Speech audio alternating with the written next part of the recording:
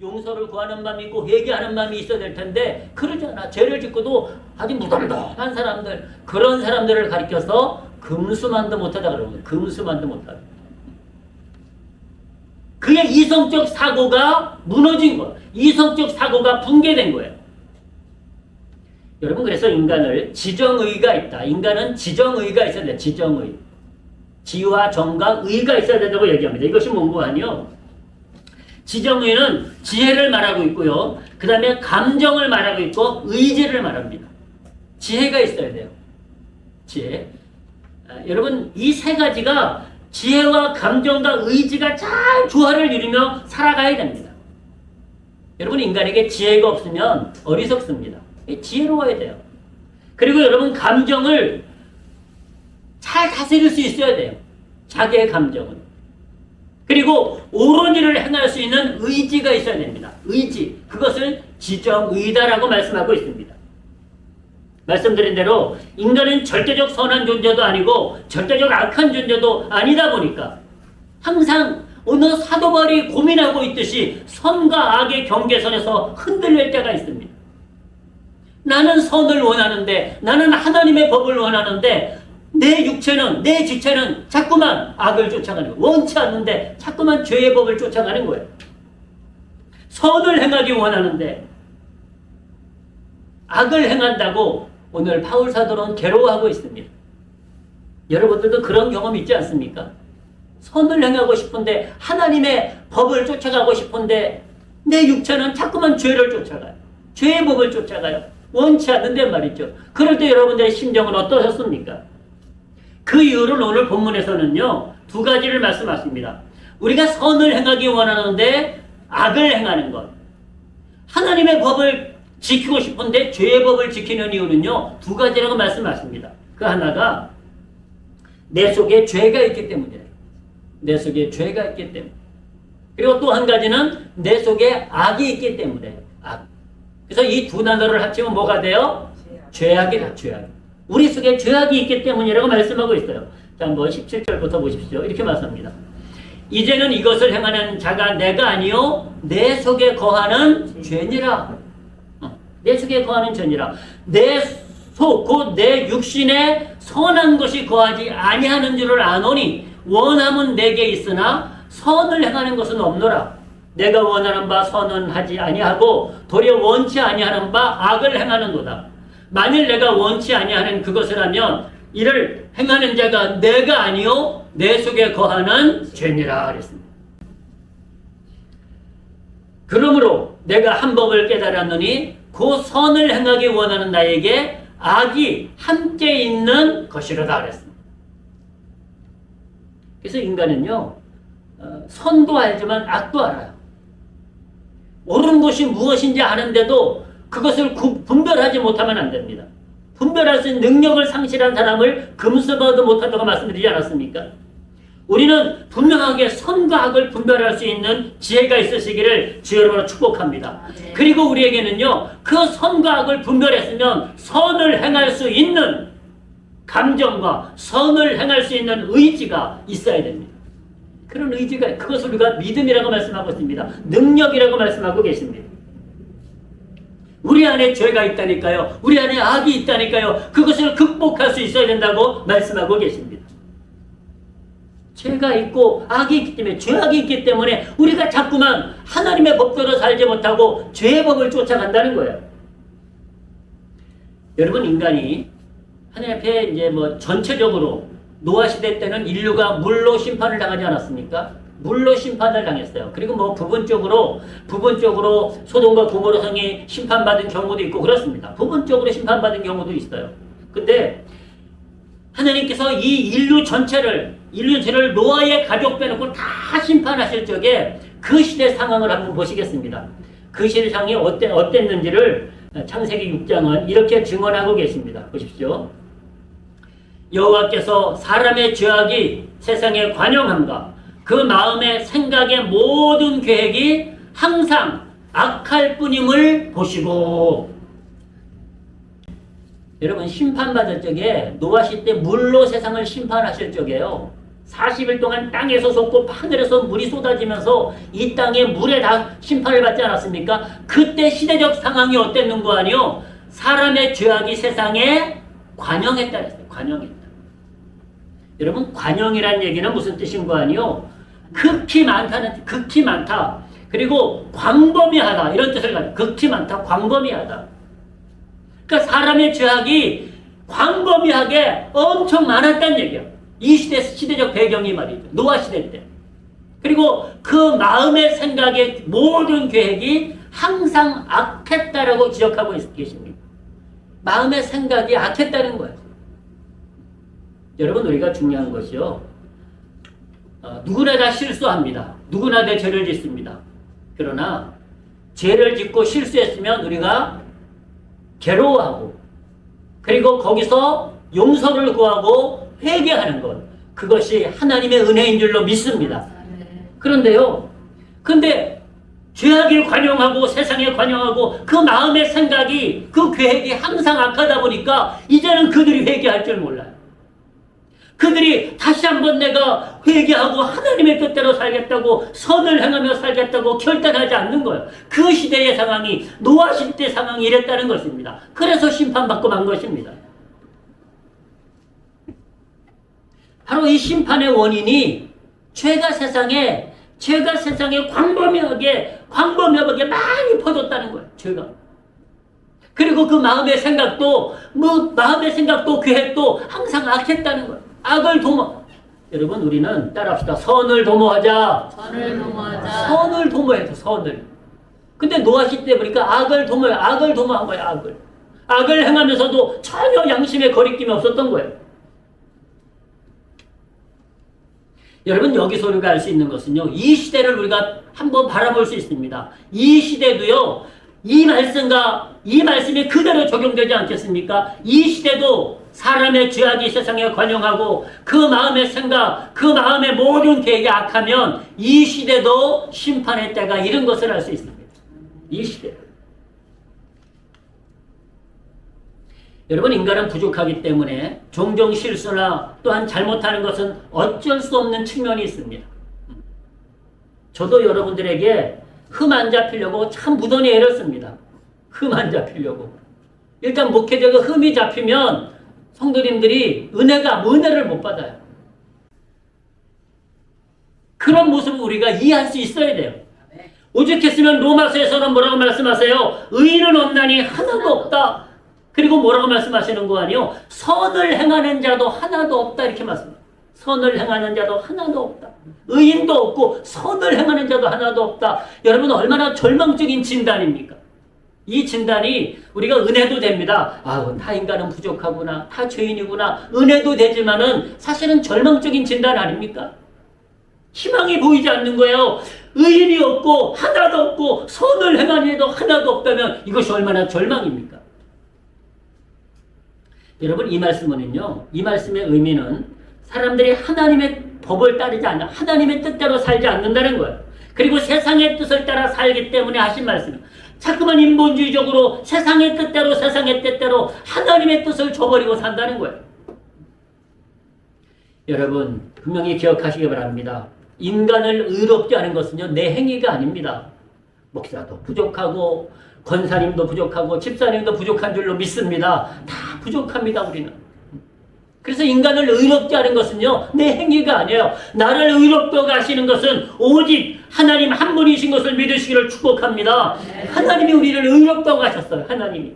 의롭게 인간을 의롭게 하시는 분은 하나님 한 분밖에 안 계세요. 하나님 한 분밖에. 그런데 사람들이 나를 의롭게 하시는 하나님을 버리고 자꾸만 마귀의 뜻을 쫓아서, 세상의 뜻을 쫓아서, 죄악의 법을 쫓아서 살아가고 있는 거예요. 그러면서도 양심의 가책을 받지 않아요. 그러면서도 회개하지 않아요. 그러면서도 용서를 구하지 않아요. 여러분, 오늘 사도 바울이 우리가 말씀드린 대로 사도 바울은요, 우리가 닮고 싶은 사람, 예수님 다음으로 닮고 싶은 사람이 사도 바울 아닙니까? 예수님처럼 바울처럼 살고 싶다고 우리가 고백하지 않습니까? 그런 사도 바울의 고백을 다시 한번 보시겠습니다. 오늘 본문입니다. 내 속사람으로는 하나님의 법을 즐거워하되 내 지체 속에서 한 다른 법이 내 마음의 법과 싸워 내 지체 속에 있는 죄의 법 아래로 나를 사로잡아 오는 것을 보는도다. 오라 나는 공고한 사람이로다. 이 사망의 몸에서 누가 나를 건져내랴. 사도 바울이요. 그 위대한 사도 바울이 괴로워요.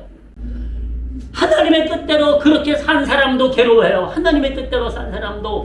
여러분 죽을 고비를 넘기면서도 죽음을 각오하고도 죽음을 자기의 목숨을 내놓고 하나님을 섬긴 사람이에요. 하나님을 그렇게 섬긴 주님을 위해서 그렇게 헌신한 사람이에요. 근데 그 사도 바울도 하나님의 뜻대로 더 살지 못했다고 이렇게 괴로워하고 있습니다. 오라 나는 괴로운 사람이로다. 하나님의 뜻대로 못 사는 건 이렇게 괴로워요. 여러분 이 모습이 우리의 모습이 되어야 됩니다. 이 모습이요. 이 모습. 여러분 저는 파스칼의 이야기를 옛날에 기억하는데요. 그 옛날 얘기 아닙니까? 그가 얘기했으니까. 근데 그가 그런 얘기를 했어요. 그가 살 때 뭐라고 얘기를 했는 거 아니? 인간의 양심이 마모됐다 그랬어요. 마모됐다는 거예요. 양심이 이렇게 마른 목골로 날카롭게 돼 있어가지고 내가 죄를 지면 내 안에서 쿡쿡쿡 찌른대요. 아이고 그렇게 살면 안 되지. 하나님의 뜻대로 살아야지. 하나님의 뜻대로 살아야지. 죄의 법대로 살면 안 되지. 세상을 쫓아가면 안 되지요. 죄 짓고 살면 안 되지. 하나님 말씀대로 살아야지. 쿡쿡쿡 찌르는데요.